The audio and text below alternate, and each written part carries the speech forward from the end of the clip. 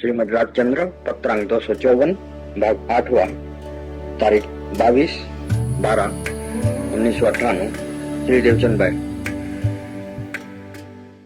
नमो अर्यंताणम नमो सिद्धाणम नमो आयर्याणम नमो वज्जायाणम नमो लोये सवसावणम नमो समय साराय स्वानुभूत्या चकास्ते चित्त स्वभावाय भावाय सर्वभावांतरचिले मंगलम भगवान वीरो मंगलम गौतमो गणि मंगलम कुंद कुंदार्यो जैन धर्मोस्तु मंगलम सर्वमंगल मांगल्यम सर्व कल्याण कारकम प्रधानम सर्वधर्माणम जैनम जयतु शासनम ओंकार बिंदु संयुक्तम नित्यम ध्यायन्ति योगिन कामदम मोक्षदम चैव ओंकाराय नमो नमः।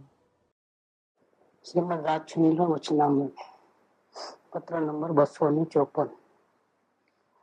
आ पत्र में सौथी पहला जीव की मूल भूल बताड़ी, इसके बाद वो भूल को खत्म करने के लिए सबसे पहले मुमुक्षु कैसे बनना वो बात बताई, और मुमुक्षु बनने के बाद और ज्ञानी बनने के पहले बहुत सावधानी बरतनी पड़ती है, क्योंकि 3 प्रकार की गलती जीव करता है। इसमें से जो पहली गलती जो थी, इस लोक की अल्प भी सुखेच्छा, उसकी बात अपने चलाई। अब दूसरी गलती जो है परम धन्यता की कमी। परम धन्यता की कमी का मतलब क्या है कि दीनता तो आई है, समर्पण भाव भी है, भक्ति भी है, इस मार्ग की महिमा भी आई, इस मार्ग पे चलने वाले देवगुरु उसके ऊपर भी महिमा आई, श्रद्धा आई, यही मार्ग सच्चा है ऐसा विश्वास आया। इस मार्ग पे चलने से मेरे सारे दुखों का अंत हो जाएगा, जन्म मरण का अंत हो जाएगा, ऐसे अंदर में से विश्वास भी आया। लेकिन उस विश्वास की मात्रा में कमी है, बड़ी बात। ये 2 नंबर की गलती है। पहले नंबर की गलती में तो अंश मात्र भी अभिप्राय में थोड़ा भी दोष रहा। गलती दोष माने क्या कि अपने आत्मा के अलावा किसी और को भी चाहना, उसकी अपेक्षा रखना। अपने आत्मा वो तो चाहिए ही चाहिए, 99.99 चाहिए, लेकिन 0.01 में किसी और को भी चाहना, किसी अपेक्षा रखना, वो पहला नंबर की गलती है। दूसरे नंबर की गलती में अलग है कि देव गुरु शास्त्र के ऊपर जो भक्ति रहती है उसमें अंश मात्र भी कमी रहना। मतलब भक्ति 99.99 नहीं चाहिए, भक्ति भी सर्वोपरि चाहिए, 100% भक्ति चाहिए। थोड़ा भी समर्पण भाव में कमी हुई तो आपका काम बिगड़ जाएगा। गलतियों में क्रम क्या है कि सबसे पहले सारे संसार में कहीं भी सुख नहीं, ऐसा 100% की भावना होती है, सिर्फ आत्मा में इस सुख है ऐसा 100% का निश्चय होता है। वो पहली गलती निकल गई। इतना होने के बावजूद भी जीव भटक जाते हैं अगर दूसरी गलती करेंगे तो। इसका मतलब क्या कि संसार में 0.00001 में भी कहीं भी ऐसा अपेक्षा नहीं है, किधर भी सुख बुद्धि नहीं है। ऐसी अच्छी योग्यता में आने के बाद भी जीव वापिस चले जाता है संसार में, ज्ञानी नहीं बन सकता है अगर वो दूसरी गलती नहीं निकालेगा तो। ये दूसरी गलती क्या है कि भक्ति भाव करते हो, लेकिन भक्ति भाव में अंश मात्र भी कमी, 0.0001 की कमी नहीं चलेगी, 100% भक्ति चाहिए। तो इसके लिए उन्होंने क्या कहा, दूसरे पॉइंट की बात कृपालु खुद करते हैं, विस्तार करते हैं, क्योंकि एक छोटे से वाक्य समझ में नहीं आता है। परम ज्ञानी त्यानी ओछा है એટલે શું, અને कृपालु जाते એનો વિસ્તાર કરે છે નીચેના પેરેગ્રાફમાં। સત્પુરુષમાં જ પરમેશ્વર બુદ્ધિ એને જ્ઞાનીઓએ परम धर्म कहो છે। देखो कितने कितने धर्म है। आत्म भावना करना वो धर्म, सत्पुरुष की भक्ति करना वो धर्म, आत्मा में लीन हो जाना वो धर्म, आत्मा में से उपयोग जरा बाहर नहीं निकले वो धर्म। अब कितने धर्म, और फिर वो मूल तो है वस्तु सावो धर्मो, कितने धर्म है, लेकिन यहाँ धर्म की व्याख्या बदली नहीं है, वो एक ही लाइन पे है कि बंबई जा सकते हो, हैदराबाद से भी, सोलापुर से भी, पूना से भी। क्या ऐसा ये है कि आत्म भावना भाव वो परम धर्म है मुमुक्षु का। तो हैदराबाद से गाड़ी स्टार्ट हुई, कोई बोलता है कि सत्पुरुष में ही परमेश्वर बुद्धि वही परम धर्म है, तो वो सोलापुर से चढ़ा है। और आगे वाला बोलता है नहीं, आत्मा में लीन होना, आत्मा का अनुभव करना वही परम धर्म है, तो वो कहाँ से चढ़ा है? पूना से चढ़ा है। अपने को अलग अलग लगता है तीनों वचन, वास्तव में एक ही गाड़ी के अलग अलग स्टेशन हैं। जब वहां से गाड़ी छूटती है तो अलग अलग स्टेशन से ज्वाइंट होते हैं, जो अपनी अपनी योग्यता के अनुसार। जिसको आत्म भावना हो गई है, मुमुक्षु बन गया है, उसको अब कहां से चढ़ना है, स्टार्ट करना है? सोलापुर से स्टार्ट करना है। तो ये आया कि सत्पुरुष में भी परमेश्वर बुद्धि, उसको ज्ञानियों ने परम धर्म कहा है। किसको? एक ये लागू किसको होता है? जिसका उपादान 100% जागृत हो गया है उसको। अभी हम अधूरे हैं, हमको चाहिए नहीं मोक्ष, और हम ज्ञानी के पीछे पड़े, उसका पैर दबावे, उसकी पूजा करे, आरती करे, नो मतलब उसका कोई मीनिंग नहीं है। हम तैयार हो गए 100%। अब ये परम धर्म है। कौन सा? सत्पुरुष में परमेश्वर बुद्धि, उसको ज्ञानियों ने, हम अकेले नहीं है कहने वाले, सभी ज्ञानियों का यही कहना है, परम धर्म है सत्पुरुष में परमेश्वर बुद्धि। अब कल बताया था कि सत्पुरुष इस काल में कैसे होते हैं। हो सकता है व्रत तब भी न हो। पंचम गुण मुनिराज तो दिखने में भी नहीं आते, लेकिन पंचम गुण वर्ती जो श्रावक होते हैं आत्मा की आराधना पूर्वक के, ऐसे भी देखने को शायद नहीं मिलेंगे आप।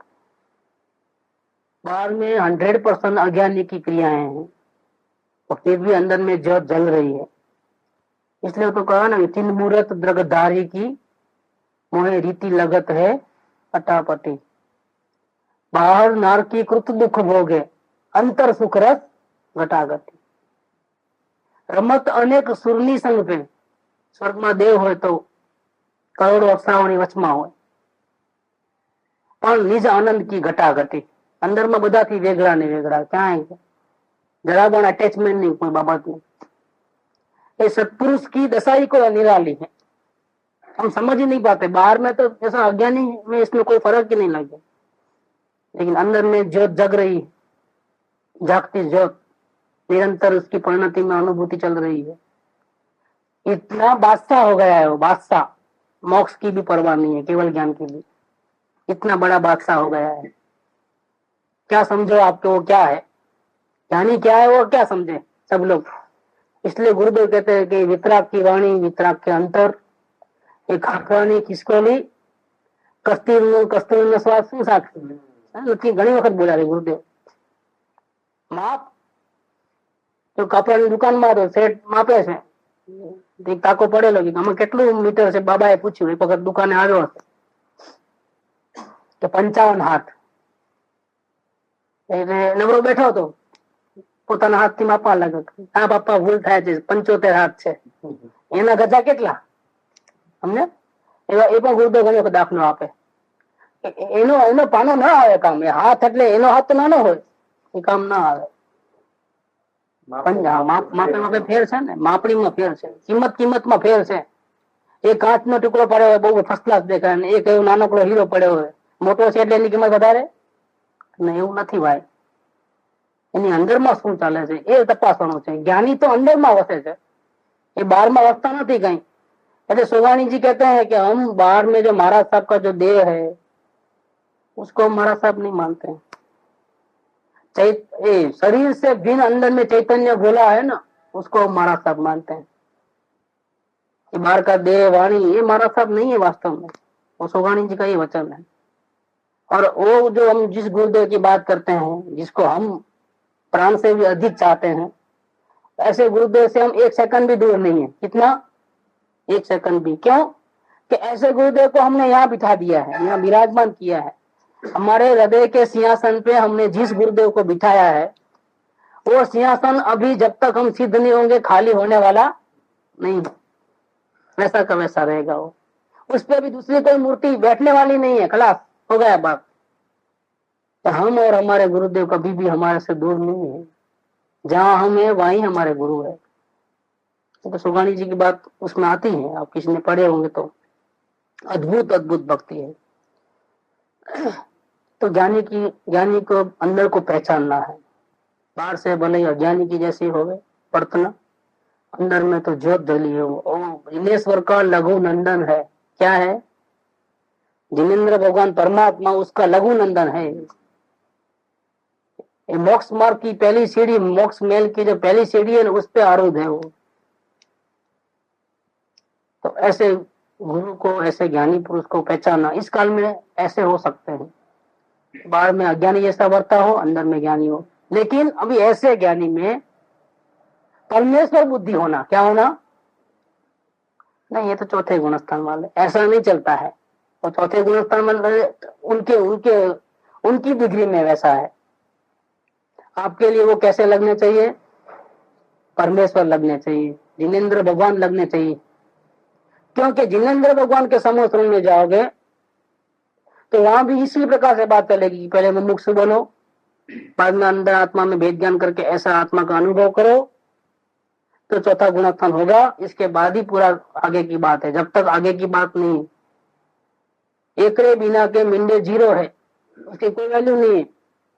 वो एक लगाया तो बाजू में एक मिंडा लगाया तो 10 की वैल्यू है, 10 गुना, और एक लगाया तो और 10 गुना। लेकिन सिर्फ मिंडे मिंडे मिंडे मिंडे और एक नहीं आगे तो क्या करोगे? तो कोई वैल्यू नहीं है। सम्यक दर्शन के बिना जीव मोक्ष मार्ग में प्रवेश नहीं कर पाता है। दंशन मुंडो धम्मो सूत्र है, तत्वार सूत्र का। तो सभी ज्ञानी या जिनेन्द्र भगवान भी वही कहेंगे, और वो जो बताएंगे मार्ग, उस मार्ग में, और चौथे गुणस्थान वाले जो ज्ञानी बताते हैं वो मार्ग में रत्ती भर भी 0.0001% भी अंतर नहीं है। इसलिए 223 में उन्होंने बहुत अच्छी बात कही है। 223 है क्या बात? हाँ, इधर है 225 है। 225 જ્ઞાની તો પરમાત્મા જ છે અને એના ઓળખાણ વિના આ પરમાત્માની પ્રાપ્તિ થઈ નથી, પોતાના પરમાત્માની માટે સર્વ પ્રકારે ભક્તિ કરવા યોગ્ય એવી દેહધારી દિવ્ય મૂર્તિ શું લાગે મુમુક્ષુને? देह में वसने वाले लेकिन दिव्य मूर्ति इनटू ब्रैकेट ज्ञानी रूप परमात्मा, उसकी नमस्कार आदि भक्ति से लेकर के पराभक्ति के अंत तक एक लय से भक्ति करना, ऐसा सभी शास्त्रों का कहना है। शास्त्र लक्ष्य परमात्मा ही इस देह रूप में हुआ है। ऐसा ही ज्ञानी पुरुष के प्रति जीव को बुद्धि होती है तो भक्ति उत्पन्न होती है। परमात्मा में और ज्ञानी पुरुष में अंश मात्र भी फर्क नहीं है। और जे कोई अंतर माने से એને માર્ગની પ્રાપ્તિ પણ નિકટ છે। એ વાત અહીંયા 223 માં લીધી સત્પુરુષની। કેમ આટલી બધી ભક્તિ મુમુક્ષુ જીવે કરવી જોઈએ?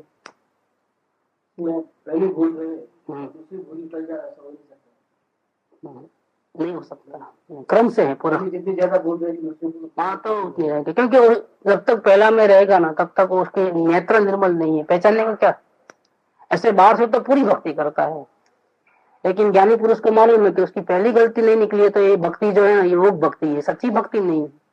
समर्पण भाव कितना भी कर लो ना झूठा है, कोई मतलब की बात। वो ज्ञानी पुरुष को मालूम है, लेकिन फिर भी मना इसलिए नहीं करते हैं कि ऐसे ऐसी भक्ति है ना, वो भक्ति में कभी भी अभिमान नहीं होता है किसी जीव को भी। इसलिए चाहे समझ में करो चाहे अनसमझ में करो, भक्ति करता है ना जीव तो उसको मना नहीं करते हैं, क्योंकि उतनी मात्रा में उसका मोह कम होता है। दर्शन अभी होती है। हाँ, पहले जो है भक्ति करता है, ठीक है करता तो है ना, लाओ इस बहाने आओ। फिर धीरे धीरे उसको पूरा पाठ पढ़ाते हैं कि भाई देखो तेरी भक्ति सही नहीं है, तुम कितना समर्पण भाव करो बेकार है तुम्हारा। जब तक तुमको रंच मात्र भी संसार में अंश बुद्धि भी है, किधर भी छुप बुद्धि, तेरी भक्ति झूठी है। लेकिन हम तुमको इसलिए नहीं कहते हैं कि इतना तुम सुनने को भी नहीं आओगे। फिर जो करते हो ना, नजीक तो आए ना कम से कम, वेलकम। भक्ति में जो पहले वाले रंग से मात्र सुख रहेगा, उसकी आस रहेगी। हाँ, तो वो प्योर भक्ति नहीं है, प्योर भक्ति नहीं है। वो 432 में है ये बात। हाँ, इसमें तो कृपाउदय ने कमाल कर दिया है एकदम। 432 में जिसको अनुभव करना है उसके लिए क्या करना है, देखो कैसा लिखा है, मस्त लिखा है इसमें। कृपाउदय के पाठ ही कोई जबरदस्त है। आत्मा को विभाव से छुड़ाने के लिए और स्वभाव में जरा भी गैप नहीं पड़े इस प्रकार से अंदर में रहने के लिए कोई भी अगर मुख्य उपाय है, बेस्ट में बेस्ट रेमेडी उपाय है, अगर इलाज है, तो आत्माराम ऐसे ज्ञानी पुरुष। ज्ञानी पुरुष कैसे हैं? जिसके हृदय में आत्मा बस गया है, आत्माराम हो गए हैं। आत्माराम ऐसे ज्ञानी पुरुष का निष्काम बुद्धि से, कोई भी चाहना रखे बिना निष्काम बुद्धि से भक्ति योग रूपी संग सबसे बड़ा उपाय है। इसके साथ में आप प्योर निष्कामता से सिर्फ भक्ति में जुड़ जाओ, खलास, जाओ, बेड़ा पार है, बेड़ा पार है, जाओ।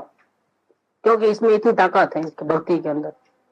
निष्कामता को छोड़ करके, जगत की कोई भी अंश में भी आस छोड़ करके और सत्पुरुष में भक्ति पूर्वक अगर आप रहते हो उनके साथ में, भले कुछ और कुछ मत करो, इतना ही कर लो आप, बेड़ा पार है।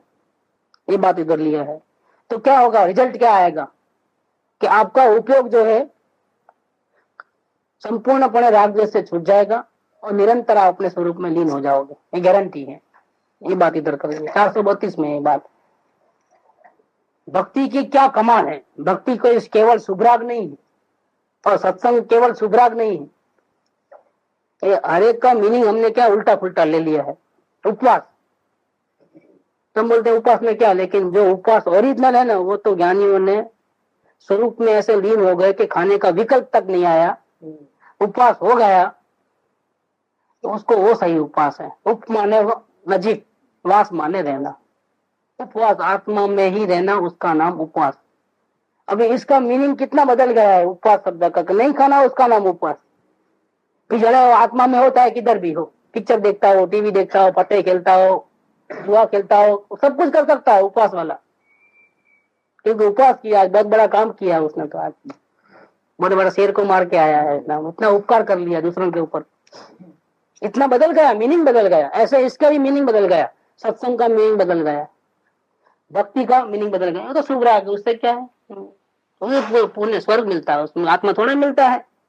हो गई बात, छुट्टी हो गई। कृपाउदय की भक्ति का रहस्य, कृपाउदय के लिए जो सत्संग का उसका रहस्य, कृपाउदय ने सत्पुरुष के ऊपर भक्ति करना, समर्पण भाव करना, उसका रहस्य कोई अलग अलौकिक है, बिल्कुल कहीं सुनने में भी नहीं आया, ऐसा है। हमको वो बात समझना है। देखो समझ में आएगी तो हमको एकदम क्रिस्टल क्लियर होगा, तो फिर हमको क्या करना क्या नहीं करना उसका निर्णय हम खुद लेने का है। कोई जबरदस्ती से सौदा नहीं है कि आप मार तोड़ के भी आप इस मार्ग को अपनाओ, ऐसा नहीं है।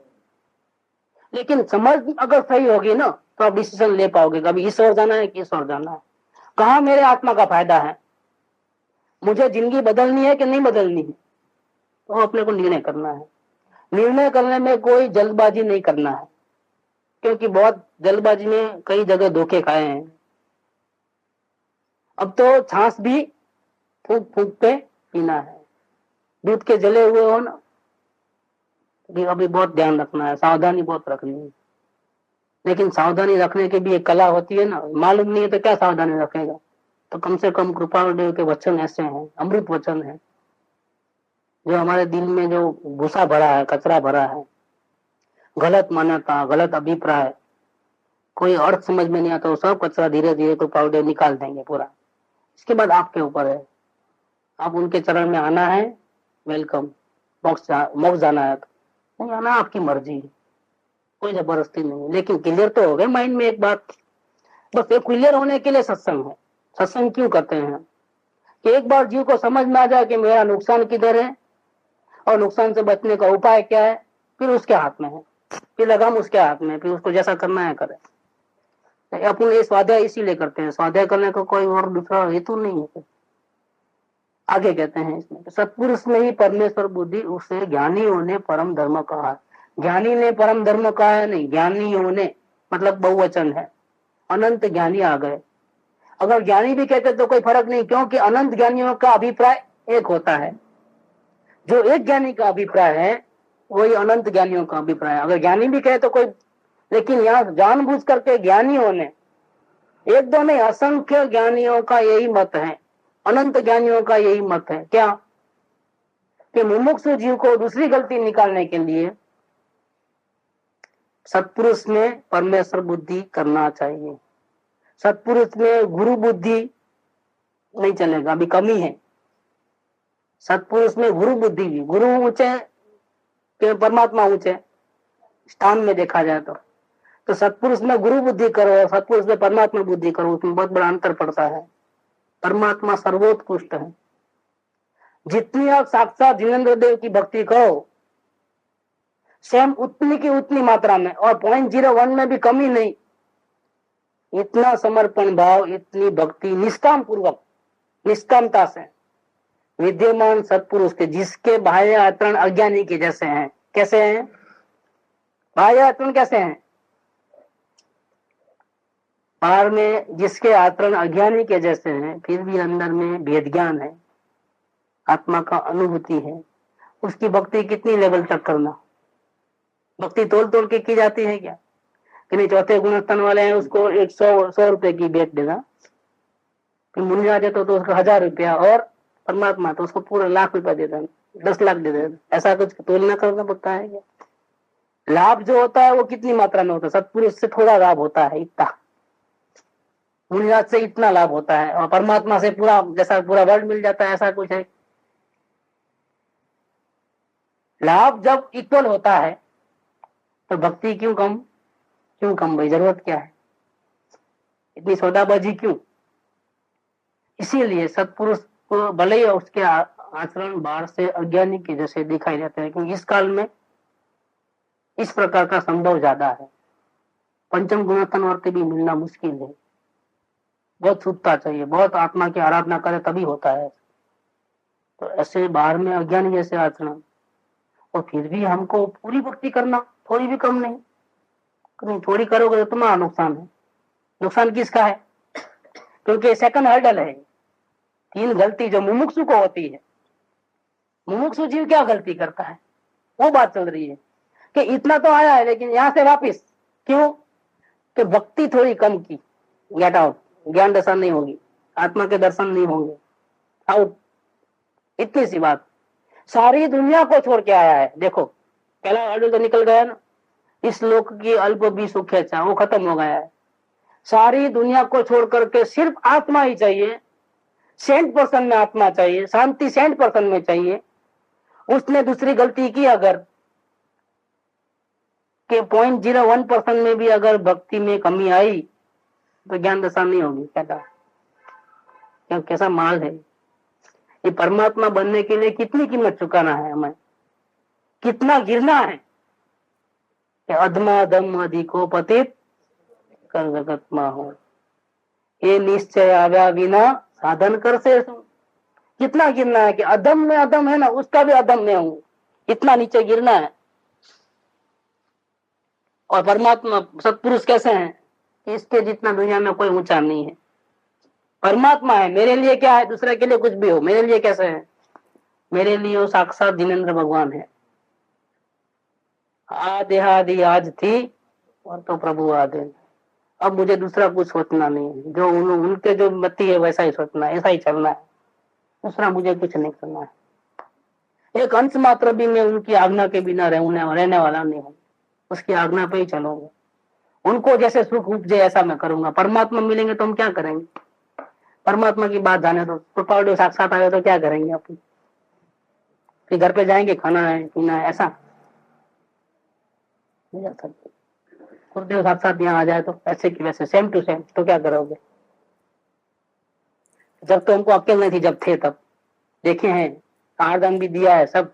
कई लोगों को ऐसे आता होगा ना, हमने देखा है, ऐसा बोलते थे, ऐसा करते थे, ऐसा चलते थे, लेकिन उस टाइम में हमको इतनी योग्यता नहीं थी। अब योग्यता आई थोड़ी बहुत, तो अभी रहते तो क्या होता था। मैं आज पधारे तो सूरज भाई के घर पे तो क्या कर, हंगामा मच जाए, कितनी तैयारियां हो मालूम है।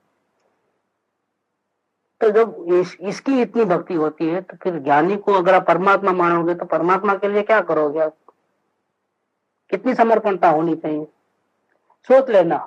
और इसमें हमको ही मिलने वाला है, भक्ति से हमारा मोह जो कम होता है ना, ये क्या भक्ति क्यों इतनी नहीं आती है कि हमारा किधर भी मोह है अभी भी, अभी अभी हम ऐसा अकड़ के रख चले हैं, ऐसा नहीं चले हैं। देखो पैसा कमाने के लिए ग्राहक को भी बड़ा बाप बनाना पड़ता है कि नहीं पड़ता है, चाहे वो मुसलमान हो, चाहे ढेर हो, चाहे कोई भी हो, नोटा देता है ना, अपने को तो किससे मतलब है, नोट पे थोड़ा लिखा है कि डेढ़ है कि क्या है। देखो व्यापारी में भी इतनी बुद्धि है कि नहीं वो अन्य धर्म का है, वो मुसलमान है, वो ऐसा क्रिश्चियन है, वो उसकी नोट, उसके साथ धंधा कैसे करना, उसकी नोट कैसे लेना, आप सुना भी नहीं। पैसा हमारा धर्म है, इधर बैठे हैं और वो हम नहीं देखते सब कुछ।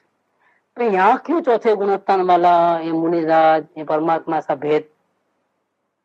आप तो अपने मतलब निकालो ना। अगर हमारे को लाभ होता है, हमारे आत्मा मिलता है, तो हम अपना मतलब निकाले ना। नहीं नहीं, वो तो टीवी देखते थे ना, उन्होंने ऐसा करते थे कि तेरे को क्या करने का है, तेरे को मतलब किससे है, बात करना। तुमको उनका दोष देखना है, अरे मुमुक्षु को तो दूसरे का दोष भी नहीं देखना चाहिए, दूसरे के क्या, दूसरे मुमुक्षु के क्या, अज्ञानी के भी दोष नहीं देखना चाहिए। तुम तो ज्ञानी के दोष देखने बैठ गए। तेरी अवर चंदाई ख्याल में आती है कि तुझे आत्मा चाहिए? देखो खुद कितना अनंत दोषों से भरा है उसका तो पता नहीं है।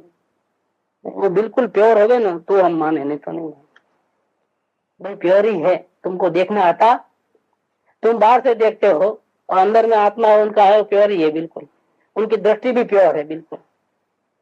वो कितना भी लड़ाई भी खेले ना अगर चौथे गुणस्थान वाले, तो भी उस भाव में मोक्ष गए हैं। 96,000 रानी के बीच में भी रहे हैं ना, तो भी उसी भाव में मोक्ष गए हैं। प्योर ही है अंदर में, तुमको नहीं दिखता है, तेरी दृष्टि में ही मलिनता है। तो दृष्टि में मलिनता है तब तक नहीं होगा। ये चौथे परमेश्वर बुद्धि तो बहुत बात दूर की बात है। पहले अपने को टॉपिक तो वो लेना है आज कि ऐसे कोई चौथे गुणस्थान वाले जिसके आचरण अज्ञानी के जैसे हो, उसको हम कैसे पहचाने? तो पहचानोगे तो भक्ति आएगी ना, पहचानोगे तो कहां से भक्ति आएगी? मेन सब्जेक्ट इसके अंदर वो है। कि दूसरी गलती जो कब निकलेगी कि आप साक्षात कोई प्रत्यक्ष विद्यमान सत्पुरुष को पहचानोगे अंतर से, तो आपको ऐसी भक्ति जरूरी है। वो करना पड़ेगा और होगा ही, करना पड़ेगा। भाषा है, बाकी एक्चुअल में होता ही है। परमात्मा ही लगता है उसके लिए, दूसरों के लिए कुछ भी लगता हो, हमारे लिए वो परमात्मा ही है। ऐसी भक्ति आती है, लेकिन पहले पहचानना कैसे, वो एक बहुत बड़ा सवाल है। और यहाँ पर ये सवाल उठाना जरूरी है, क्योंकि जो जब तक वो नहीं निकलेगा तब तक ये समझ में नहीं आएगा। बहुत गहराई है इसके अंदर, सेकंड नंबर में बहुत गहराई है कि जो मान तो अवलोकन करके मुमुक्षु बना, उसमें भी मान तो सभी प्रकार की अपेक्षाएं छूटी और एक आत्मभाव रहा। अब यहाँ आके फंस गया है। ये नहीं निकलेगा तो कुछ नहीं निकलेगा, खत्म हो गई बात। कितना भी कर लो, सब छोड़ के आओ तो भी, सब भाग के आओ, सब त्याग कर लो तो भी, जब तक ये भक्ति नहीं आती है, रास्ता क्लियर नहीं है तुम्हारा। तो इसके लिए पहचानना पड़ता है। और वो पूर्व के ज्ञानी नहीं, वर्तमान के ही ज्ञानी चाहिए। देखो पौधे ने लिखा है कि पूर्व में महावीर स्वामी आदि बहुत बड़े बड़े ज्ञानी हो गए। 466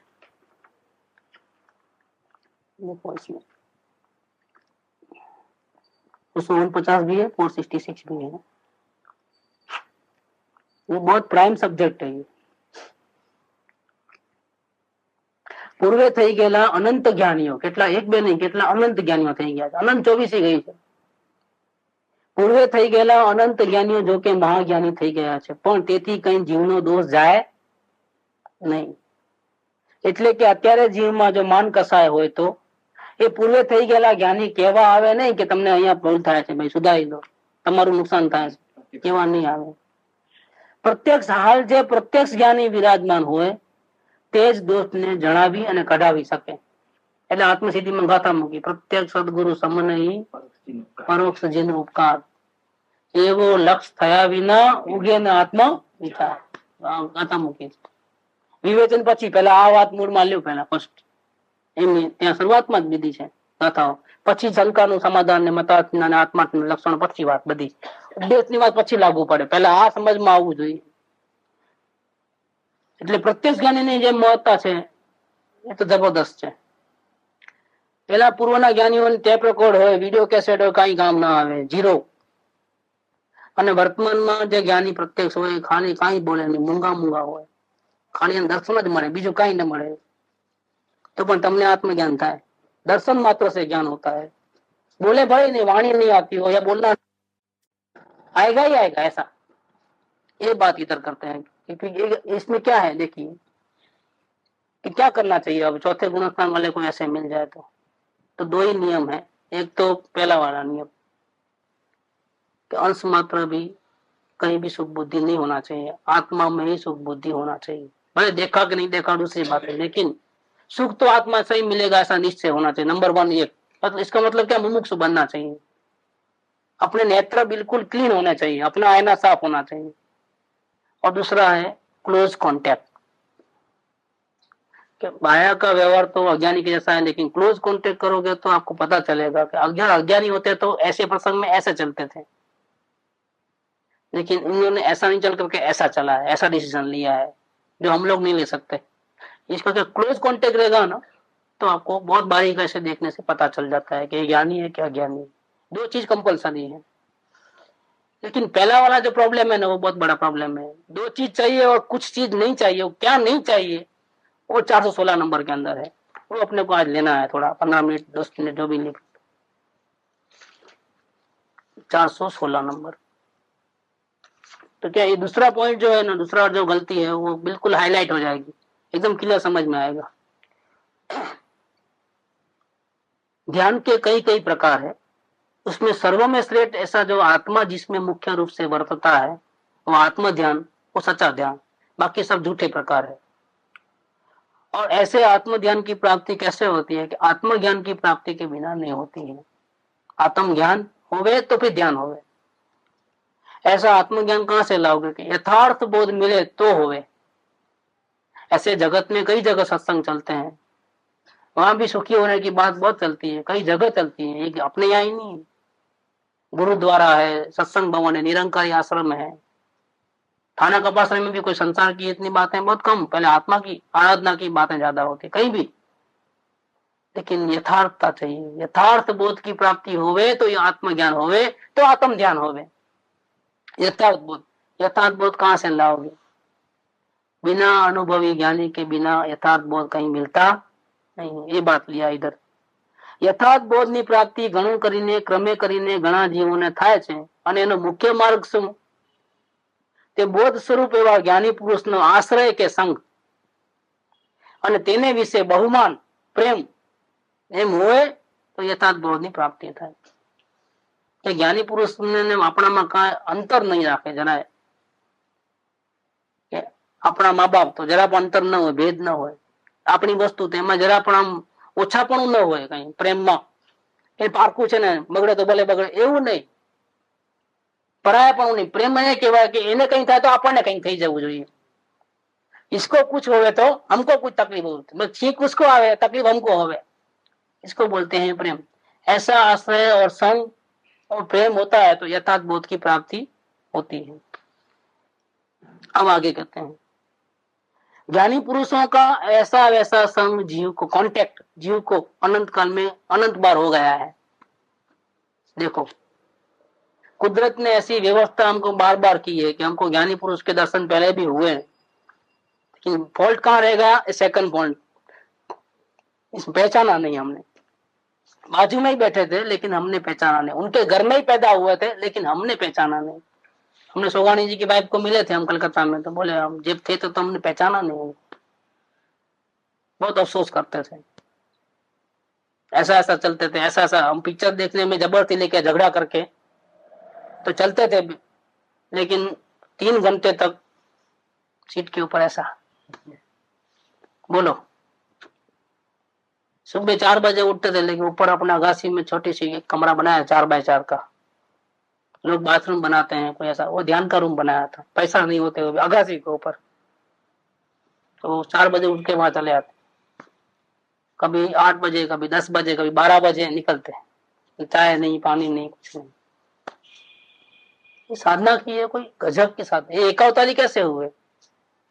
18 साल की जो उनकी अध्यात्म दशा हुई, गुरुदेव को पहले मिले 2003 में, जब से आयुष्य पर्यंत। इसमें जो उन्होंने साधना की है, जो एक अवतारी प्रणाली है पंचम काल की, अभी तो ये 50-100 साल के अंदर की बात है, ये जो भी है गुरुदेव के जमाने की बात है। ऐसी साधना की है। धन्य है वो ज्ञानी, धन्य है, उनके दर्शन भी धन्य है, उनको मिलने वाले भी धन्य है, उनको देखने वाले भी धन्य है, उनके आसन, उनके घर, उनके गली सब धन्य है। ऐसे इस पंचम काल में भी हो गए। इसमें आता है, देखो, बिना नयन पावे नहीं में, कई नए पंचम काल में देखी वस्तु अभंग, आई है ना, यही नहीं है कल्पना, यही नहीं विभंग, कई नर पंचम काल में देखी वस्तु अभंग। अखंड वस्तु भंग नथा એવી સંપૂર્ણ વસ્તુ પંચમ કાળમાં પણ જ્ઞાનીઓ એવા થઈ ગયા છે, એવા એકાવતારી। જેટલી મહિમા કરી એટલી ઓછી, શબ્દોનું કામ નથી આની અંદર, અંદર હૃદયમાં બિરાજમાન, હૃદયથી ભક્તિ એની ઉછળે। तो मैं तो कई जिन लोगों ने मिला था ना, उनको पर्सनल कांटेक्ट, उनको तो पहले सबसे पहले ऐसा ही पूछा मैंने, सोगानी को मिले थे ना, क्या बोले थे, क्या कैसे रहते थे। उनके मुख से बात सुनना भी अच्छा लगता था कि उन्होंने ऐसा करते थे, वैसा करते थे। हमने तो कई बार पूछा है, कई लोगों को पूछा है। कलकत्ता में जाते तो मेरा एक दिन तो इसके पीछे जाता, समझो कि मैं ऐसे लोगों से मिलूं जिन्होंने उनको मिला है, पर्सनल कांटेक्ट जिसके हुए हैं। ऐसी भक्ति आती है। सोगानी जी की बात करे तो वो एकदम रोम रोम खड़े हो जाते, इतनी भक्ति आती है। अभी तो मिले नहीं, मिले तो क्या होता था। तो ऐसे ऐसे होते हैं इसमें जीव, इस काल में भी हो गए हैं। तो कहते हैं जी, हाँ, तो वो गुरुदेव ने दिया था हमारे को। माटे ऐसे बहुत पुरुष जो संग, ज्ञानी पुरुष, उनका संग जीव को अनंत काल तक होगा, लेकिन पहचाना नहीं तो फेल हो गए। अब देखो, तथापि आ पुरुष ज्ञानी છે માટે હવે એનો સંગ આશ્રય ગ્રહણ કરવો એ જ મારું કર્તવ્ય છે। એ વગર છૂટવાનો બીજો કોઈ રસ્તો નથી, એમ જીવને આવ્યું નથી, અને એ જ કારણ જીવને પરિભ્રમણનું થયું છે।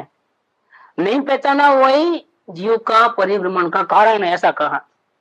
अब वो मिथ्यात्व कारण ऐसा नहीं लिया। देखो, यहाँ भाषा बदल गई, यहाँ भाषा बदली। ज्ञानी को नहीं पहचाना ना, इसलिए अनंत जन्म मरण हुआ। अब ये लैंग्वेज चेंज है यहाँ पर, लेकिन दोनों का एक ही मीनिंग है। मिथ्यात्व के कारण से जन्म मरण होता है, और ज्ञानी को नहीं पहचाना इसीलिए जन्म मरण होता है। शब्द से दोनों अलग अलग है, भाव में एक ही है। क्यों नहीं पहचाना? मिथ्यात्व के कारण से नहीं पहचाना, समझे आप। लेकिन शब्द अलग अलग होते हैं तो जीव को तो क्या क्या हो जाता है कि ऐसा क्या है, ऐसा कि अधीन थोड़े हैं किसी के। आप ही बोलते हो एक द्रव्य दूसरे द्रव्य के अधीन नहीं है, कोई किसी का कुछ करता नहीं। और अब यहाँ क्या लिखते हो कि जीव ज्ञानी को नहीं पहचानेगा, भक्ति नहीं करेगा तो परिभ्रमण होगा। देखो अभी क्या समझना, क्या बताओ मेरे को। देखो, आपकी बात में कोई दम नहीं है। एक बाजू ऐसा बोलते हैं, एक बाजू ऐसा बोलते हो, क्या बनता है हम। लेकिन दोनों का कोऑर्डिनेशन कैसे करोगे? दोनों बात परम सत्य है। मिथ्यात्व के कारण से जीव को परिभ्रमण हुआ है, 100% सत्य। और ज्ञानी को नहीं पहचाना इसीलिए परिभ्रमण हुआ है, वो भी 100% सत्य है। क्योंकि दोनों की बात एक ही है, भाव दोनों के एक ही है, कोई अलग अलग भाव नहीं है। क्यों नहीं पहचाना? मिथ्या तो था इसलिए नहीं पहचाना, और होता तो नहीं पहचान लेता था। दर्शन मोह के कारण, दर्शन मोह कितना भयंकर है उसकी बात।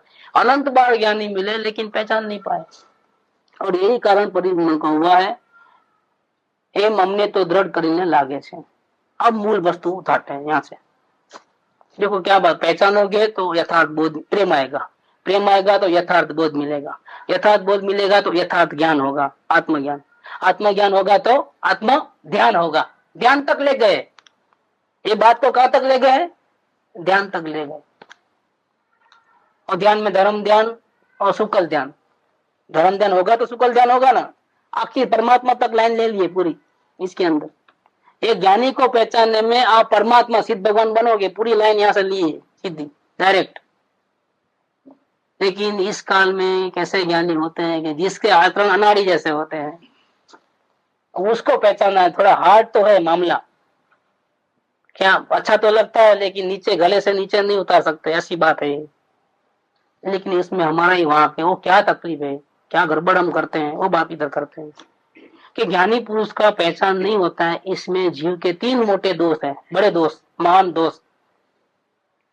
और दूसरा नंबर की गलती क्यों हुई सेकंड नंबर की, कि मुमुक्षु बना फिर भी आत्मज्ञानी नहीं होगा, क्यों? सेकंड नंबर की गलती क्यों होती है? ये 3 गलतियों का कारण से वो ज्ञानी को नहीं पहचानता, इसीलिए वो गलती होती है। इसका कोऑर्डिनेशन वहां करना 254 में। ये 3 दोष जब तक रहेंगे तब तक वो ज्ञानी को नहीं पहचानेगा, और ज्ञानी को नहीं पहचानेगा तो मुमुक्षु बन गया फिर भी जो दूसरी नंबर की गलती है वो निकलेगी नहीं, तो आत्मज्ञानी नहीं बनेगा। ऐसा लेना है पूरा लिंक। और ऐसी क्या गलती करता है जीव कि ज्ञानी बाजू में बैठे हो तो भी पहचान नहीं सकता है जीव? ऐसी क्या गलती करता है? ये बात अभी अपन लेते हैं। काम तो होने आया है, आज भी अधूरा। ठीक है, ऊपर ऊपर से थोड़ा 1-2 पॉइंट ले लेते हैं।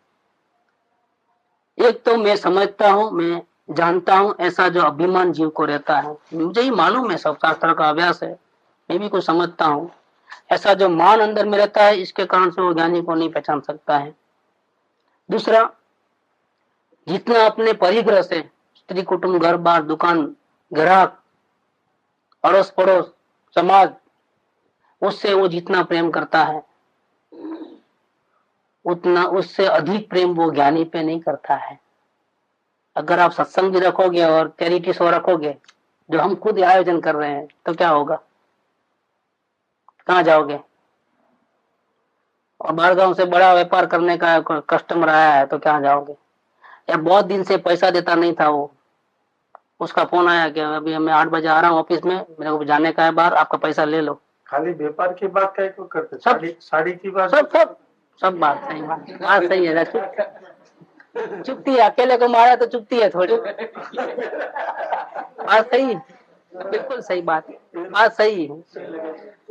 लकड़ी बहुत जोर से लगती है ना, तो हमको अकेले को क्यों मारवा? कोई सेल लगा तो कोई एग्जीबिशन। हाँ, भागते हैं लोग, ऐसा भागते हैं, पूछो नहीं, ऐसा भागते हैं। तो परिग्रह पे ज्यादा प्रेम अगर है ज्ञानी पुरुष से ज्यादा, तो इसलिए भी वो ज्ञानी पहचानने में नहीं आता। और तीसरी बात है, तो ज्ञानी, लेकिन हमारा संप्रदाय क्या बोलेगा? आजू बाजू वाले, अरे पहले तो आप थानक में आते थे, अब तो आते नहीं हो गई बात। वहां से शुरू होती है, जैसे धर्म भ्रष्ट हो गए, जैसे मुसलमान हो गए। क्या जैन नहीं रहे, अब क्या हो गए? मुसलमान। थू थू करने लगते, जो प्रेम करते थे हमारे से पहले, क्योंकि हम उनके जैसे बर्ताव करते थे। पागलों को प्रेम हमारे पे कैसे आता है? जब हम खुद पागल होते हैं तब प्रेम आता है। पागलों में एक अच्छा आदमी आ जाए तो सब पागल उसके ऊपर टूट पड़ते हैं कि भाई क्या है, हमारे नाथ का नहीं है, बाहर निकालो उसको। उसके लिए हमको अगर उनके साथ रहना है तो हमको भी पागलपन करना चाहिए, ये नियम है। झोपड़ बस्ती में 7 माल का मकान बना करके आप सेफ सही सलामत तो नहीं रहोगे। इन कलाकार में आप नहीं निकल सकते वहां से। उसके लिए आपको रिक्शा गाड़ी में ही बैठ के जाना पड़ेगा, पैदल जाना पड़ेगा, और बाहर का वेश भी ऐसा रखना पड़ेगा। आप भले अमीर हो तो क्या हो गए, आपके चारे बाजू झुंपड़ पड़ती है तो आप अमीर उनके थाट बांध के चैन पहन करके ऐसा नहीं घूम सकते। आप लूट लेंगे, आपको जीने नहीं देते हैं। ये बात इधर है, लोग भय के कारण, अपकीर्ति भय के कारण और अपमान भय के कारण, किसी भी कारण से आप ज्ञानी से दूर रहते हो। चाहे कुटुंब का प्रेशर हो, चाहे समाज का प्रेशर हो, चाहे आपके संप्रदाय का प्रेशर हो, कोई भी प्रेशर के कारण से आप ज्ञानी पुरुष से दूर रहते हो, ज्ञानी पुरुष को पहचान नहीं सकोगे। ये 3 बातें हैं, उसका विस्तार अपन कर लेंगे, टाइम भी हुआ है। सुख धाम अनंत सुसंत चही, दिन रात रहे तद ध्यान मही, प्रशांति अनंत सुधामय जे, प्रणमो पद तेवर तेजयते, प्रणमो पद तेवर तेजयते, प्रणमो पद